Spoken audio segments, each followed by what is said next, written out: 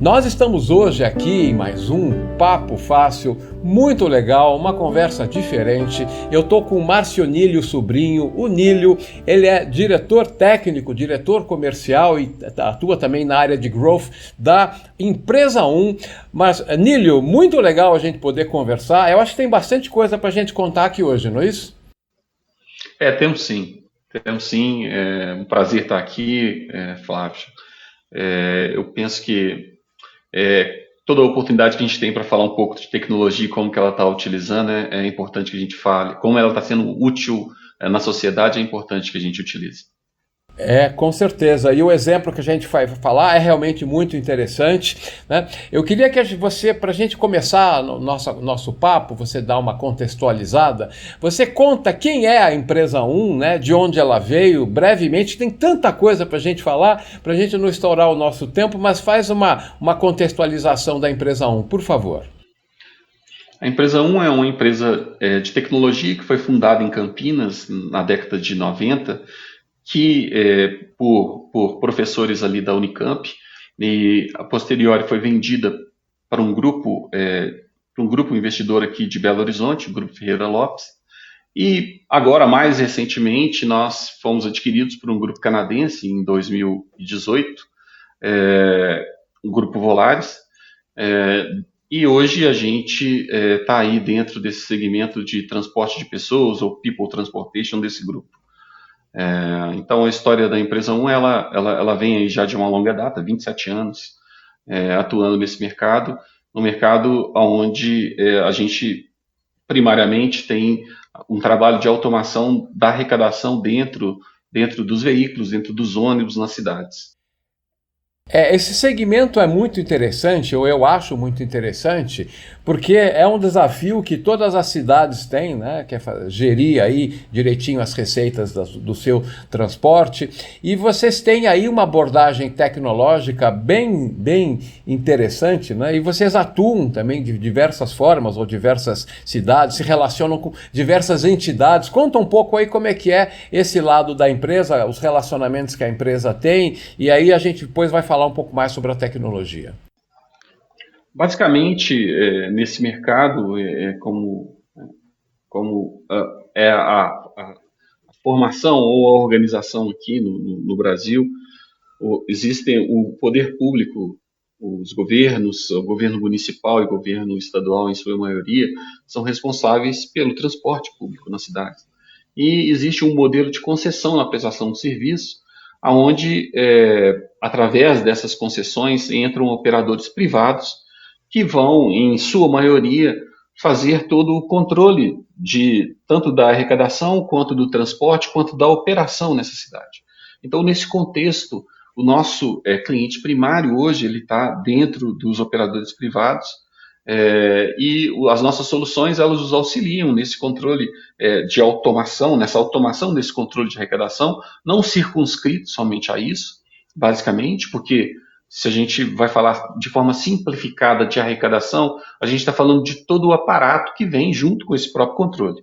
Controle de evasão tarifária, o controle de fraudes, o controle da própria arrecadação, a comercialização, a relação do passageiro com o transporte, porque a relação do passageiro com o transporte, que é o uso, ela vai carecer de um meio para que isso se dê. Hoje é utilizado através do Smart Card ou dos cartõezinhos aí, os cartões de transporte para fazer o uso. Então a nossa solução ela pega esse contexto, auxiliando esses provedores de serviços no funcionamento integral do dia a dia e no funcionamento dentro das cidades. Não, e você falou de garantir a arrecadação, porque esse é um desafio que eu imagino que os gestores de transporte tenham, né? Você até comentava, nós batemos um papo aqui antes de começarmos a gravar, houve no passado e volta e meia, em vários segmentos, infelizmente, da economia, tem tentativas de fraude, então vocês têm aí todo um sistema que tenta garantir que isso aconteça direito, mas basicamente fundamentado em cartão, no cartão, né? Algo parecido com esse aqui que eu estou mostrando aqui. Exato. Né? Esse é um deles, né? Esse aqui é o da cidade de São Paulo, né? Mas vocês têm esse desafio, né? E como é que tem sido atender a esse requisito? Como é que é a tecnologia para vocês tentarem garantir aí a arrecadação corretamente? Basicamente, na maioria, né, traçando um cenário atual, porque existem cenários modernos um pouco diferentes, somente do uso do cartão como meio, mas na maior parte a gente está falando aqui do uso de um smart card. Esse smart card, esse cartão, ou bilhete único, no caso de São Paulo, ele carrega dentro dele não somente uma memória, mas um sistema, né? Então ele tem a chave para a utilização, ele tem o mapa do funcionamento e esses elementos eles são os elementos que vão garantir o controle e o funcionamento adequado do uso do transporte. Então, basicamente, ele tem aí dentro armazenado tanto os seus créditos, o seu saldo, quanto as informações básicas.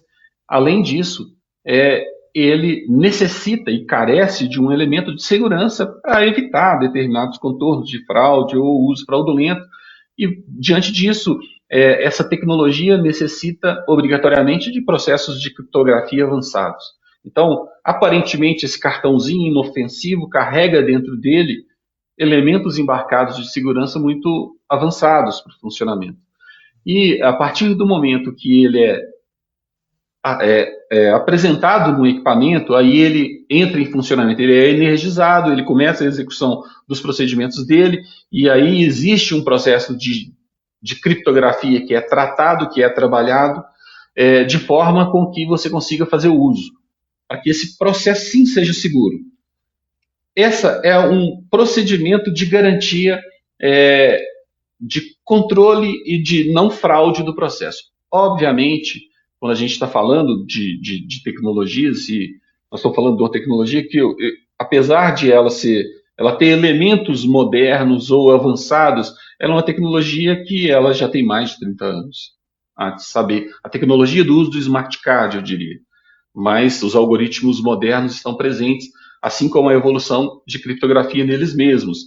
Então, ocorre que existem outros elementos de segurança para garantir que não exista o uso fraudulento do transporte. Um desses elementos, é o que eu citava anteriormente para você, é o uso, por exemplo, da biometria facial como um elemento de controle e combate da evasão tarifária no transporte.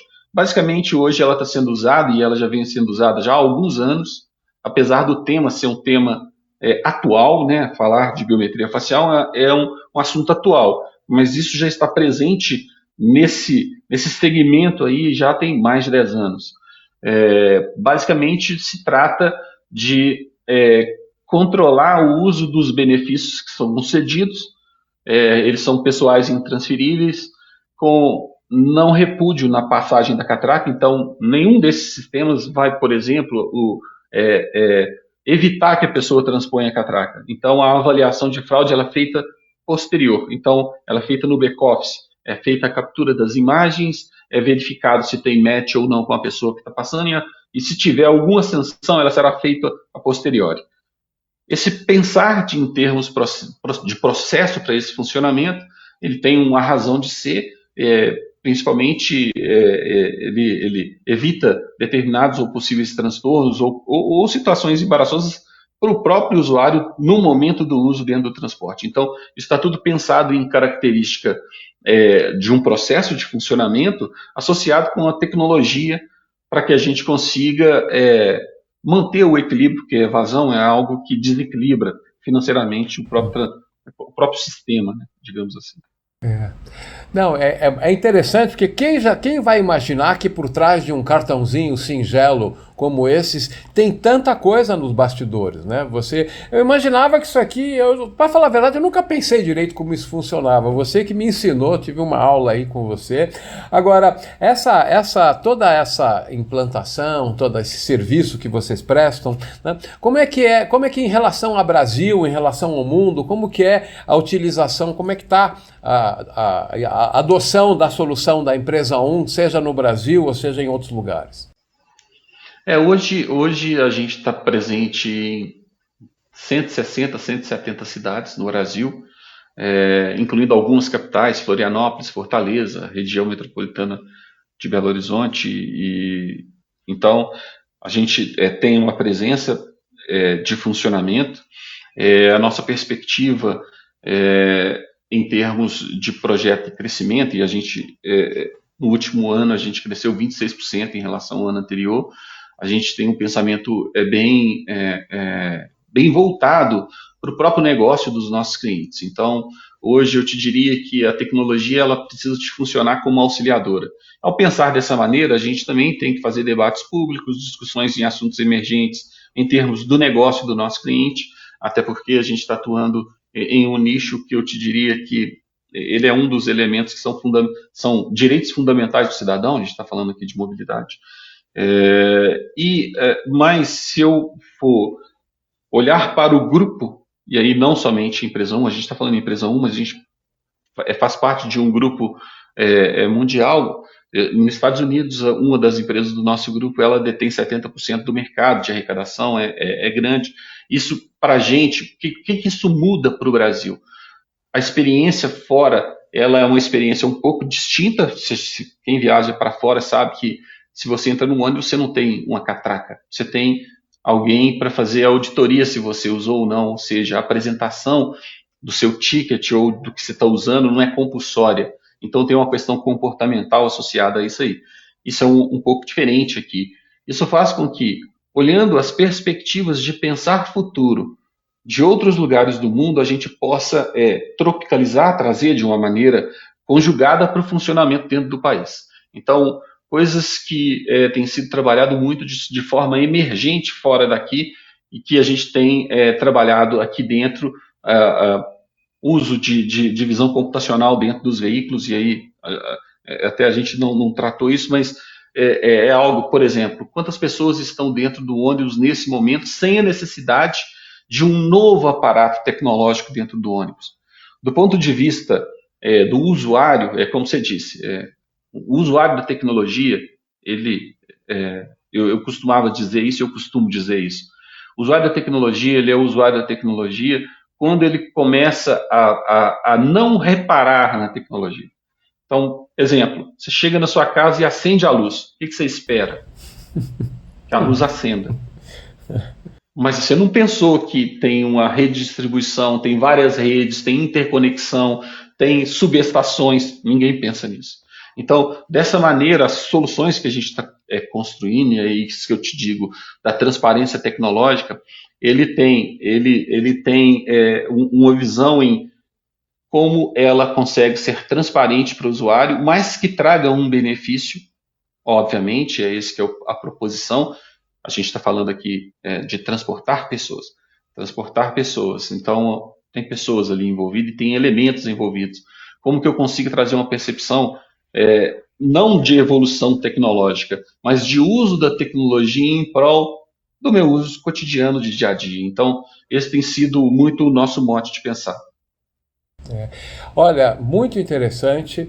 E assim, o nosso tempo já foi, mas tem uma coisa que eu quero resgatar da conversa anterior que nós tivemos, que me pareceu muito interessante e acho que vai complementar essa nossa conversa.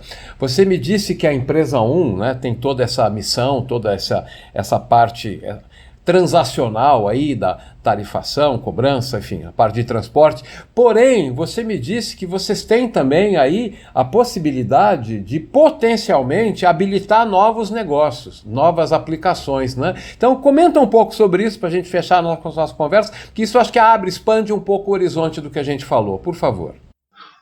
O que acontece é que, à medida que as tecnologias avançam e os sistemas evoluem, surge a necessidade da gente também evoluir com base nisso.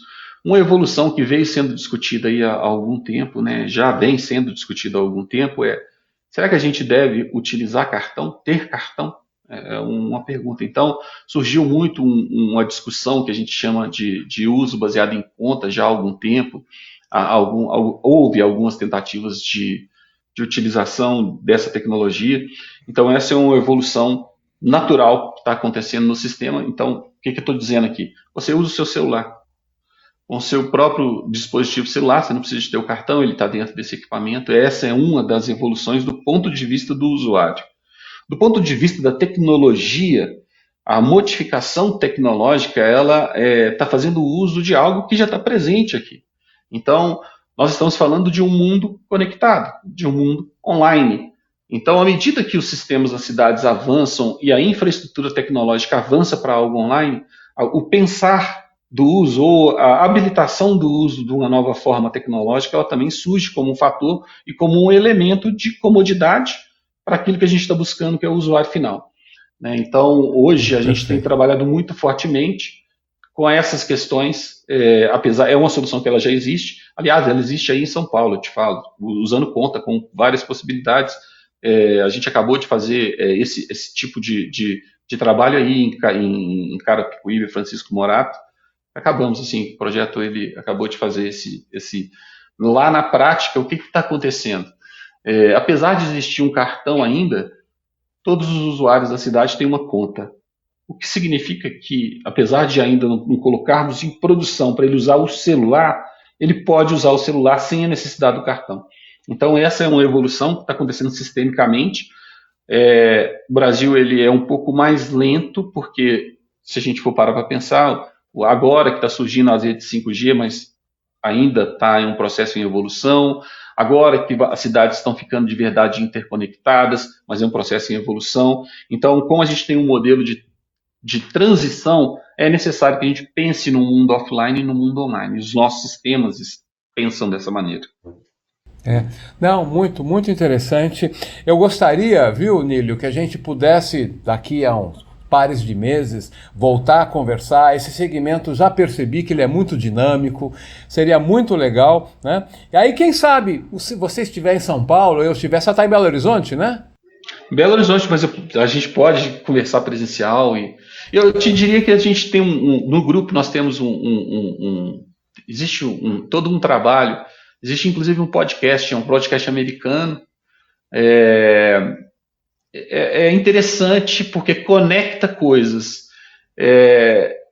e conecta coisas para dentro do nosso segmento. Então a gente tem um Transit Unplugged, ele é feito por um especialista, ele é um americano, Paul Comfort. Também abre outras possibilidades, eu recomendo depois que você dê uma... E se você quiser também até te coloco em contato, porque essa questão de visão... Porque aqui nós estamos falando, não é... Hoje existe um pensar, inteligência artificial, é um arcabouço. Mas se você parar para pensar, o que são os carros autônomos que a gente discutiu há 5, 6 anos atrás, se não o uso aplicado dessa mesma tecnologia que ganhou a mídia? Então, esse tipo de coisa, olhar tendências dessa maneira talvez seja interessante no futuro, se posso colocá-los em contato. Não, com certeza. E aí, se a gente pudesse encontrar presencialmente em torno de uma mesa, tomar um café, gravar um papo fácil ao vivo. Claro, vamos fazer isso. Vamos fazer isso. Maravilha. Super, super obrigado. Esse foi mais um Papo Fácil aqui com o Márcio Nílio Sobrinho, o Nílio, da Empresa 1. Nílio, super obrigado, fique bem, espero que a gente possa realmente conversar de novo e que não demore muito. Até lá. Igualmente, até mais.